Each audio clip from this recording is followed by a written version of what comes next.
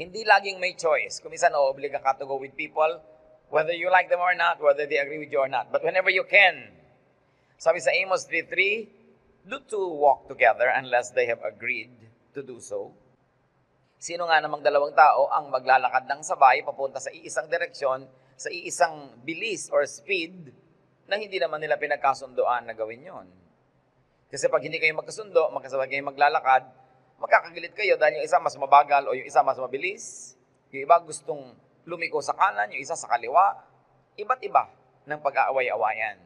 Kaya dapat pinipili natin hanggat maaari na yung kasama natin kasundo. Very especially apply this in marriage. Kung may choice kayo, may choice pa kayo, mamimili pa kayo ng talagang mapapangasawa sa buhay, piliin nyo yung kasundo nyo. Hindi yung boyfriend mo pa lang, girlfriend mo pa lang, nagtatalo na kayo, nagko-contest na kayo, magkaiba na kayo ng mga pamamaraan, ng prinsipyo sa buhay. Anong klaseng married life ang magkakaroon? Pero hindi na ito pinag-uusapan ng mga kasal na. Nandiyan na yan, pagtsagaan nyo na. Make the most out of it. Pero kung pumipili pa, dapat hindi ka lang puro bulag na pag-ibig, hindi puro emosyon, hindi puro nagagandahan ka lang kasi kaya yun ang gusto mo. Dapat magkapareho kayo ng gustong mangyari sa buhay, ng style sa buhay, maaaring ng ugali. O kung magkaiba naman ugali nyo, yung nagkakaya nyong pag-isahin yun dahil meron mas malaki kayong agenda, your love for each other. Apply this also in friendship. Siyempre, nakikipagkaibigan ka doon sa mga tao na pareho kayo ng mga goal. Kaya yung iba napapahamak sa buhay, napapasama sa maling barkada, sa maling grupo, nadadala siya sa mga maling gawain. Even in partnerships, like in business, pag magkaiba kayo ng policy, yung pala mandaraya siya, ayaw mong mandaya, gusto niya pala ganitong style, ikaw ayaw mo ng ganong style, kailangan meron kayong agreement. In associations, even in memberships, and very especially in church membership. Kung kayo umaattend pa lang ng Bible study, nakikifellowship, at hindi pa kayo committed to become a member of a church, don't commit at once. No? Tingnan nyo muna yung church culture, tingnan nyo yung style nila, yung pamamaraan ng pamumuhay, kung makakasundo nyo, gusto nyo yon. Iisa naman ang Diyos, iisa ang Biblia, pero maraming iba't ibang church cultures. So why don't you join a church that best expresses your aspirations and where you can have peace?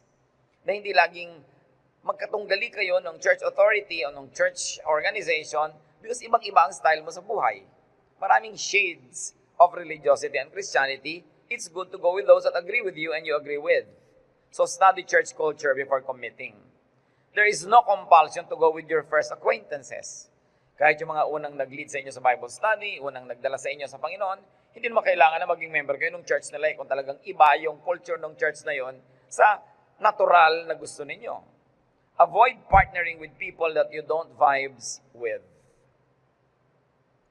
Kahit parang magiging maganda yung negosyo ng kapartner mo, yung ganong tao, pero kung yung mga espiritu nyo hindi nagkakasundo, magkakaroon lang ng gulo yung buhay mo. Find someone else. Avoid untested and prolonged togetherness. Halimbawa, meron kang for the first time makakadate, makakamit, mag-uusap kayo, dapat share kayo glass lang, wag plate. Don't go for dinner, just let's have a drink. Let's have some apple juice, let's have some tea or coffee. Kasi 10-15 minutes lang, tapos na yon. Pero kung nakipag-dinner ka agad, yung pala napakahirap makausap ito, makasundo, hindi mo gusto, ang tagal ng 40-minute or 1-hour dinner. Kung hindi mo pa kilala yung tao, gustong makipag-socialize with you, snacks lang, huwag mo na lunch, mahaba yung lunch. Or lunch lang, huwag dinner, kasi mas mahaba yung dinner. Or probably spend an afternoon with a group, a family, not an overnight fellowship. Merong pamilya, sabi, halika, sama ka sa amin, dalaw ka sa amin. Huwag muna overnight. You don't know, parang impyerno pala yung buong magdamag na yun, kasama yung pamilya na yun. And if you don't know the people, stay an overnight with them, not a vacation. Yung makikipagbakasyon ka nila sa isang island, tapos isang linggo kayo doon, na-discover mo, hindi mo pala gusto yung mga ugali nila, mahirap umatras. So go on a date, not an engagement at once. First get engaged, not married. At mahalaga, friendship, not courtship. Kasi kung magkaibigan lang kayo, lumalabas yung mga totoong ugali na kung minsan nakatago pag nagliligawan. So mas nakikilala mo yung tao, kaya ang titibay ng mga nagpakasal na dating magkaibigan, nagkagustuhan, kasi kilala mo na yung ugali niya, hindi siya nagpapakyut dahil nililigawan mo. At hindi naman extra bait itong si lalaki dahil nanliligaw. Kasi kung nagsimula kayo magkaibigan, mas kilala mo. Why? Because you're going to share life with people. And you have only one life to live on this planet. Kailangan matalino tayo sa paggasta ng panahon. Another step to a more peaceful life is to adjust to people that you must share life with. Kanina pumili, pero merong nakapili ka na, nag-asawa ka na. Meron hindi talaga napipili, no? So kailangan mag-adjust ka. Romans 12:18, if it is possible, as far as it depends on you, live at peace with everyone. So it's imperative, command, live at peace with everyone. Ibig sabihin, may kakayanan ka na pagiging gawing totoo yun. Sino yun? Kanina tayo nag-a-adjust. Adjust to your parents. Adjust to your brothers and sisters, your siblings. Kasi hindi naman yun napapalitan. It's a sign of lack of intelligence na yung sarili mong magulang, hindi mo pa ma-adjustan eh. Yun lang ang magulang mo, wala namang iba. At siguradong gano'n na yung ugali noon pa. Hindi naman bago. Mga kapatid mo, makakasama mo sa bahay habang hindi kayo naghihiwa-hiwalay para mag-asawa at magkani-kanyang buhay, magsasama-sama rin lang kayo, di-adjust para mas enjoyable. Hindi naman forever yan eh. Dahil marami umaalis, nag-abroad, nag-aasawa, bumubukod. Lalong-lalo, adjust to your spouse. Kung na-discover mo na hindi pala siya yung taong akala mo ay siya, pero napakasalan mo na, pues tanggapin mo nang siya yon at mag-adjust ka. At yung kabilang partido, nag-a-adjust din dapat halfway para tahimik ang buhay. Adjust to your in-laws. Magtataka ka naman yung iba, 10-15 years na niyang biyanan niya, hindi pa niya makasundo. Gaano katagal pang kailangan mo? A lifetime? To realize na hindi mo naman napapalitan yan, kailangan mag-adjust ka na lang. Meron namang napapalitan, pero habang nandyan, mag-adjust ka na rin. Like your superiors at work, your subordinates, your neighbor. So unless you want to move to a new neighborhood, you better adjust to your neighbors. Proverbs 15:17, better a small serving of vegetables with love than a fattened calf with hatred. Mabuti daw, simple na lang na pagkain kaysa napaka-elaborate at masarap na putahe pero nag-aaway-away naman kayo. So ang central message itong Proverbs 15:17, simplify to avoid straining relationships. Gusto mo ng party, ang arte-arte ng party mo, nag-away-away na kayo sa pagod, sa laki ng gastos, what's the point? Kung minsan, ang gusto naman itong bride, pagkabongga-bonggang wedding, pero nainis sa kanya yung bibiyananin, sa dami ng mga demands niya, wala namang masyadong pera, simplify. Better na lang, sabi niya, small serving of vegetables than a fattened calf. Tapos nag-aaway-away naman kayo. Ang mahalaga kasi sa tao yung kapayapaan, katahimikan. Hindi yung nakikita lang ng madla. Yung iba gusto niya, kailangan meron tayong malaki at magastos na event para impressive sa iba, pero kayo pala sa loob ng pamilya nyo, strained na, hirap na lahat yung gagastos doon, nag-aaway tuloy kayo. What's the point? Proverbs 25:24, it's better to stay outside on the roof of your house than to live inside with a nagging wife. Mabuti pa daw, tumira ka na lang doon sa bubong, natitirhan naman kasing bubong sa Israel kasi flat. Doon ka na lang tumira sa isang sulok doon kasi nasa loob ka nga ng bahay, pero may kasama ka naman nagger. Pwede rin sigurong sabihin naman ito ng wife, mabuti pa tumira na lang ako sa bubong kaysa ang kasama ka namang asawang lalaki dito pagkatamad-tamad, batugan. Walang ginagawa, hindi man lang marunong magtiklop ng pinagtulugan niya na kama at hindi marunong maghugas ng plato, ang tamad-tamad, mabuti sana ko, laki-laki ng kita, hindi naman, tapos tamad pa. So, lalaki, babae, parehong may reklamo yan. Pero ang central message nito, hindi lang dun sa tao na nahihirapan na siya'y lumayo. Dapat yung taong dahilan, kaya gusto tuloy lumayo ng isa, mag-adjust ka. Be companionable. Whether you're a wife or a husband, dapat masarap kang kasama. Lalo sa mga may asawa ito, manalamin kayo at magtanong kayo, masarap ba akong kasama? At tanungin nyo ang inyong spouse. Tanungin nyo talaga, masarap ba akong kasama? Ngayon, pag ang sabi, sarap-sarap. Alam mo na yon, ano? Baka kandidato na niya maglayas o itaboy ka na dahil hindi siya nakakasagot agad. Siyempre, even silence is a speech. Duty nyo, mga kapatid, kung kayo ay may asawa na maging masarap kayong kasama. Hindi yun optional. It is your duty. Because there's another life that is dependent on what you do with yours. Hindi ka nag-iisa sa mundo. Pag umutang ka, dalawa kayo magbabayad, baka siya pa nga. Di ba? Pag napaaway siya, damay ka rin. Baka ikaw pa nga yung masaktan. Hindi ka nag-iisa eh. Kaya kailangan masarap kang kasama. At ibig sabihin ng sarap ng kasama, nag-a-agree kayo sa gusto nyong puntahan, paano kayo pupunta doon at gaano kabilis kayong maglalakbay. Dapat merong agreement. Kahit sa mga magulang, tatanong nyo na sa sarili nyo, masarap ba akong magulang na kasama ng anak? Mga anak din nagtatanong, masarap ba ako maging anak? Nag-e-enjoy ba mga magulang ko na kasama ako? Why? Because we have a duty to one another. To uplift each other, to prevent each other from falling into sin. Kung tayo nakakainis, nakakagalit, lagi na lang yung ating kapwa nagkakasala dahil sa atin. At pananagutan din natin yon. Another way to have a peaceful life is let people be. Especially if you have no stake in them anyway. Wala ka namang taya sa kanila, so huwag mo na lang silang masyadong pakialaman. May mga tao kasi gusto palitan ng lahat.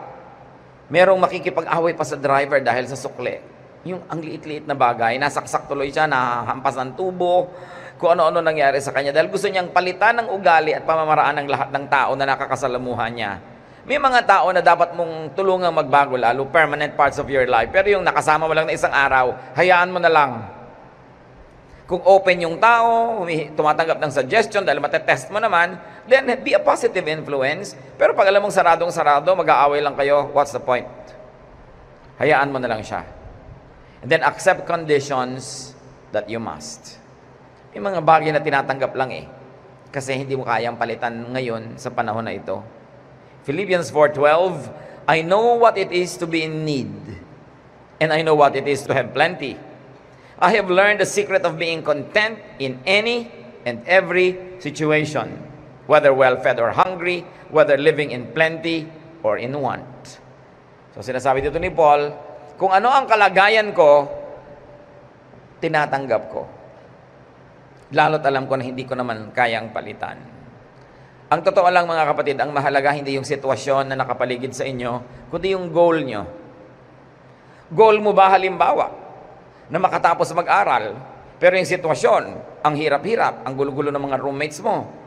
Halos lagi na lang na wala kang time mag-aral kasi maraming trabaho. Pero kung goal mo yon, tatanggapin mo yung sitwasyon, mag-a-adjust ka, and you will do what it takes so that you could finish your studies. It depends on your mission. Ano bang mission mo sa buhay? Mission mo ba kaya ka nakikisama sa mga kamag-anak mo para madala sila kay Lord? Pero ang kukulit nila, ang titigas ng ulo, anong naging ending? Nainit ang ulo mo, nabugnot ka, nag-away-away kayo, you forgot your mission. So dapat alam mo anong goal mo, anong mission mo. And one thing else that is important is your character. Ano bang mahalaga yung character mo? Yung character mo halimbawa na dignified. And so you are surrounded by so many reasons not to be dignified, but you know that your character is important to you. Therefore, you will accept that situation and pass through it with the least damage. May mga sitwasyon na tinatanggap. Kasi nandyan na ano magagawa mo? At pag tinanggap mo na yun kapatid, huwag ka nang nagdadabog, huwag ka nang nakasimangot, kasi tinanggap mo na. Make the most out of it. Hindi ka naman makakarating na uli sa ganong sitwasyon And if you really behaved well, if you did what is good to do, mamaya, magiging blessing pa sa iyo yung sitwasyon kahit mahirap yon. Because you passed it. There are many people who are observing you and you'll never know that these people will remember you in a very important moment and then think of you and probably call you so that you could go up the social ladder or you could improve your life. Pagka hindi mo na kayang palitan, tatanggapin mo. Kung minsan, merong nagkakaroon ng mga kapansanan, hindi na sila nakakalakad, dati nakakalakad sila, alam nga namang buong buhay maging bitter ka. Nabawasan ang iyong paningin. Nagkaroon ka ng mga health issues. Dati kang mayaman, hindi ka na ganun kayaman ngayon. Dati kang iginagalang, nabawasan yun dahil may ginawa kang bumaba ang iyong pagkatao. Tatanggapin mo lahat yon kasi pag hindi mo tinanggap, lalo lang sasama ang kalagayan mo sa buhay. Halimbawa, dati kang malakas tumakbo, pero ngayon mahina na yung paa mo dahil nagkaroon ka ng sakit. Okay, probably you can be unhappy for a week or two, a month, maybe 2-3 months, but beyond that, at hindi mo pa tinanggap yon, you are already worsening your situation. Bad na nga ikaw pa yung nagpapaworsen. May mga bagay talagang tatanggapin mo kasi nandun Hindi yun ang gusto mo, pero nandun yon. At pag natanggap mo na yon, makakahanap ka ng space para makakita ka ng enjoyment, fulfillment, and even accomplishment despite that setback. How else do you make yourself more peaceful? Submit to inescapable authority. May mga authority na pwedeng takasan, pero merong hindi. Like the authority of family, of government, the authority of your church, and if you're an employee, corporate authority. Then merong mga situational authorities. Halimbawa, umattend ka ng camp, may camp director. Umattend ka ng retreat, merong director ang retreat na yan. Sumakay ka ng aeroplano, may captain at saka merong purser, merong flight cabin, na habang lumilipad kayo, sila yung authoritative. Pag sinabi nilang fasten your seatbelt, you fasten your seatbelt. Pag sinabi nilang hindi ka pwedeng tumayo, may turbulence, hindi ka tatayo. Kasi sila yung may authority sa buhay mo habang nandun ka lang naman sa flight.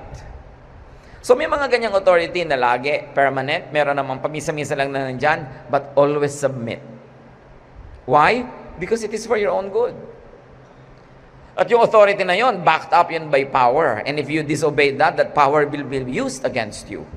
1 Peter 2:13-14, submit yourselves for the Lord's sake to every human authority, whether to the emperor as the supreme authority, or to governors who are sent by him to punish those who do wrong and to commend those who do right.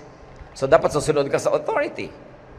Merong rule ng pagbabayad ng buwis ng tama, magbayad ka. Kasi kung nakakalusot ka man, pagka naungkat-ungkat na buklat-buklat, mapaparusahan ka. May authority talaga ang buhay, hindi pwedeng nag-iisa ka lang. Kasi kung nag-iisa ka lang at walang authority, ano mangyayari sa buong sibilisasyon? Jungle, kanya-kanya.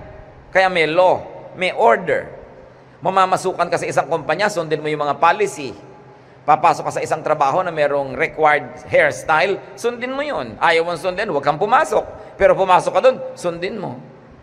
Namasukan ka sa isang bahay, may mga house rules yung bahay na yun, sundin mo. Kung ayaw mo, bumili ka ng bahay mo. Kung hindi mo kaya, namamasukan ka dun, sundin mo. Pero hindi pwedeng nandun ka pagkatapos hindi ka susunod. Sasali ka sa isang organisasyon, hindi ka susunod sa mga policy. Sasali ka sa isang church, hindi ka nagpapasakop. Hindi laging may struggle, laging may conflict, and it will affect your health. Kaya sabi sa Ephesians 6:5-9, slaves, obey your earthly masters with respect and fear, and with sincerity of heart, just as you would obey Christ. Obey them not only to win their favor when their eyes is on you, but as slaves of Christ, doing the will of God from your heart.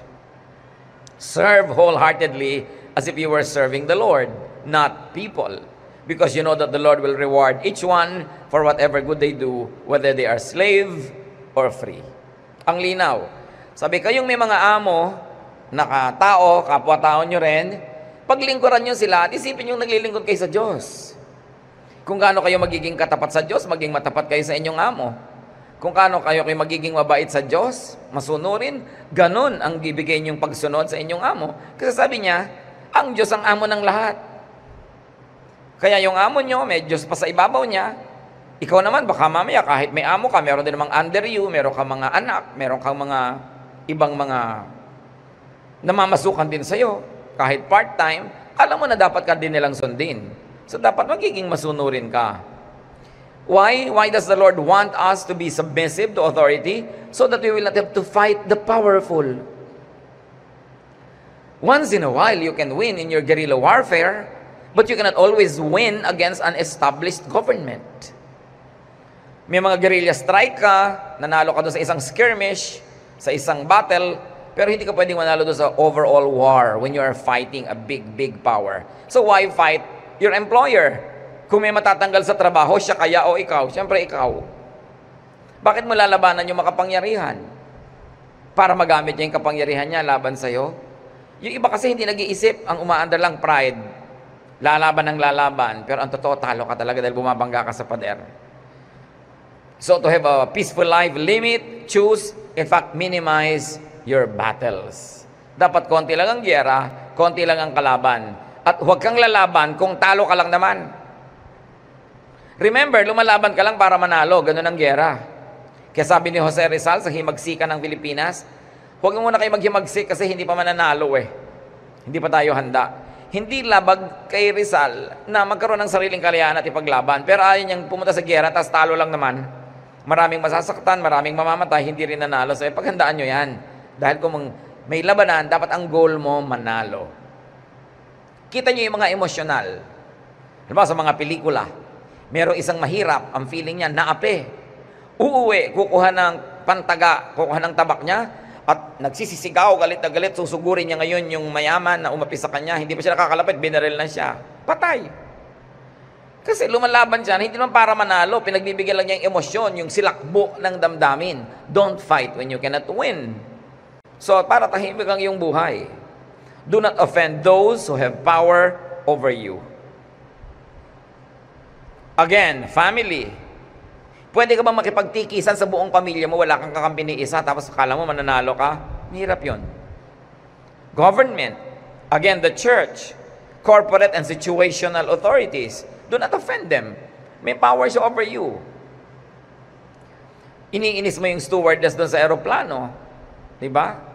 Samantala pag natutuwa siya sa'yo, kahit na hindi oras ng merienda, kung minsan may daladalang merienda, pinilalapag sa'yo, dahil natutuwa siya sa'yo. Pero kung hindi siya natutuwa sa'yo, kahit oras na ng merienda, kung alam niyang yung isang tray doon ay nalaglag kanina, baka yun ang ibigay sa'yo. Although that's against company policy, pero people are people. They want to get even. Pagka inapi mo yung mga may power over you, kahit situational power. Bawa yung waiter sa restaurant, inapi mo ng inapi, pinagalitan mo ng pinagalitan, anong baka ilaglag niya yung ipis doon sa soup mo at tanggalin niya uli bago niya ilabas. Malay mo. Diba? Kaya dapat, hindi mo ino-offend yung mga taong merong pwedeng gawin laban sa'yo. Hanggat maaari, you don't do that. Ecclesiastes 10:2, don't even think about cursing the king. Don't curse the rich. Not even in secret.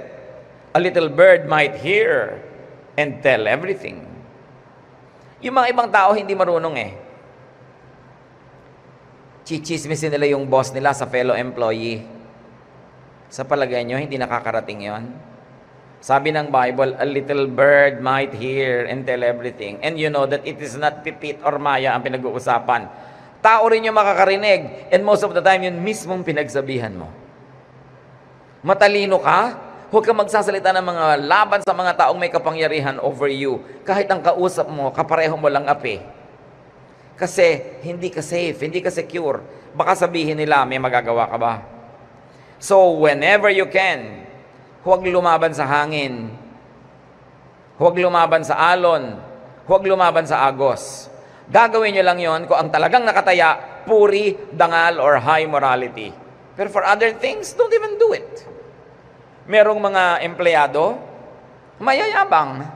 Mga manager sila ng ganong department, ang gusto ng may-ari ng kumpanya, gawin mo A. Ang gusto niya B, makikipaglaban sa may-ari ng kumpanya. Ano mangyayari sa'yo? Eh, empleyado ka. Kaya iba nagre-resign out of amor proprio, nagugutom ang pamilya, nagkakandara pa maghanap ng ibang trabaho. Eh, amo mo yan, bigay mo yung gusto niya. Liba nilang sinasabi niya, sige, gumawa ka ng napakasama, pumatay ka ng tao, diba? Sunugin mo yung mga neighborhood, hindi mo nga susundin, pero yung style, eh siya yung amo, siya yung may-ari ng kumpanya. Huwag kang mayabang kahit meron ka bang management degree. Walang mangyayari sa'yo, nalalaban ka sa iyong mga employer. And I've seen so many young people na mga mayayabang na ganyan, nawawalan tuloy ng trabaho. Puro akala mo yung mga teoryang napag-aralan niya sa school, yun talagang mahalaga. Importante, nagsasubmit ka to authority. And finally, 7, be kind to those under you, but can undermine you. So mabait ka sa makapangyarihan, mabait ka rin doon sa mga taong nasa ilalim ng iyong kapangyarihan, dahil kahit langgam, kayang kumagat.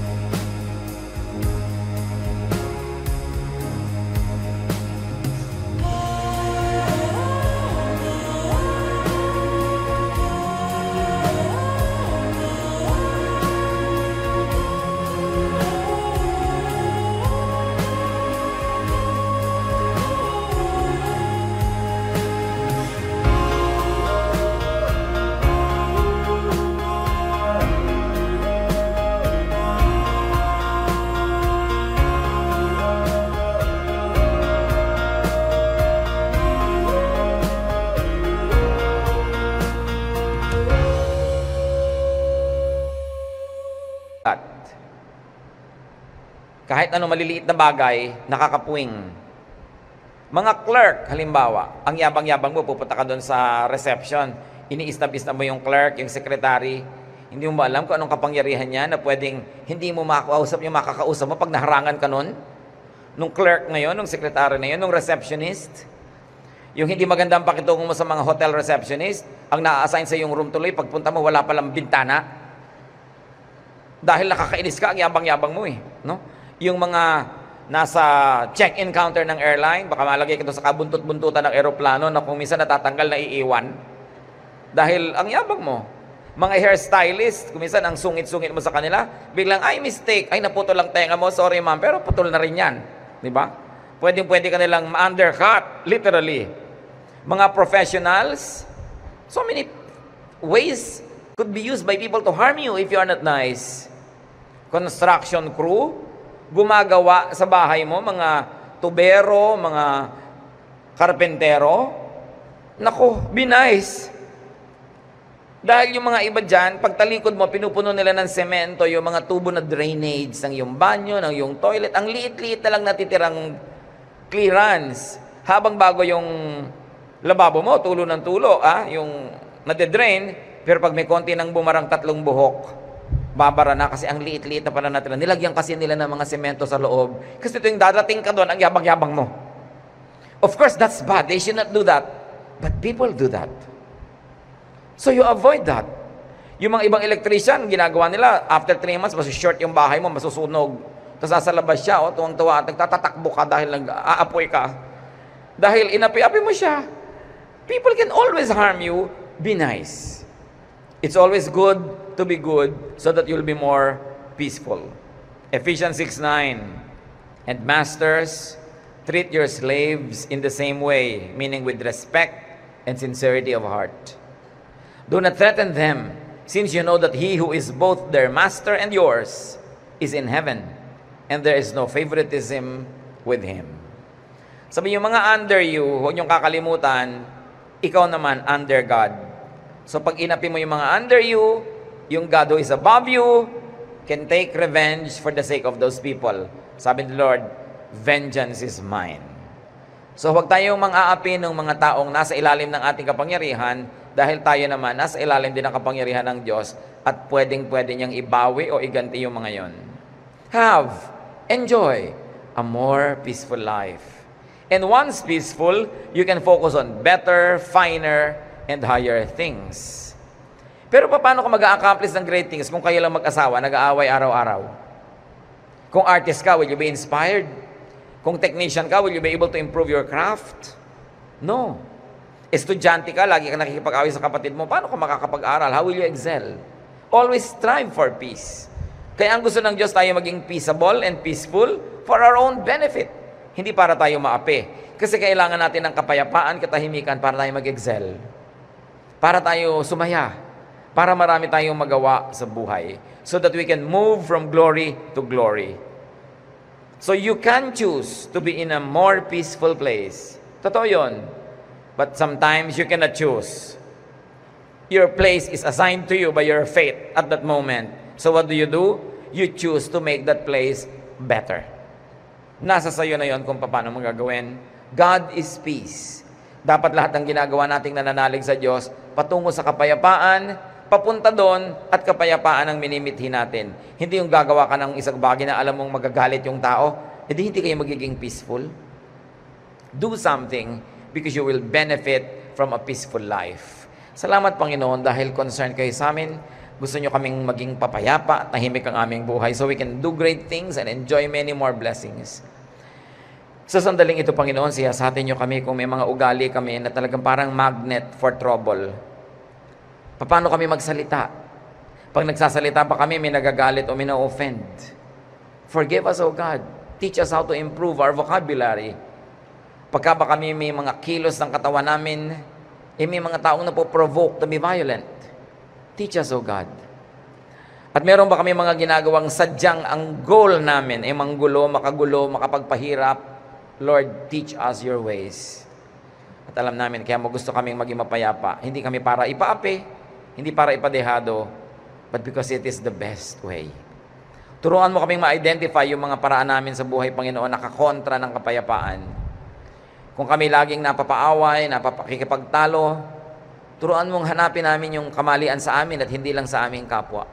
At ang dalangin namin, Panginoon, lahat ng mga anak mong narito ngayon, sa pamamagitan ng pagbubulay-bulay, pagsisiyasat sa sarili, paggawa ng tama, pagsunod sa iyong mga katuruan at mga halimbawa, lahat kami, Lord, will become agents of peace. So that where we go, there will be more peace than trouble, and our lives will be characterized by peace and happiness. Pagbulay-bulayan natin itong mga kapatid at siyasatin ang sarili kung tayo ba ang lumilikha ng mga away at pag-aralan din natin kung paano tayo makikipag-react sa mga taong palaaway. Huwag silang patulan, ipanalangin sila, and minister to them. Teach us, O God, so that those who make trouble around us will be touched by your love through us.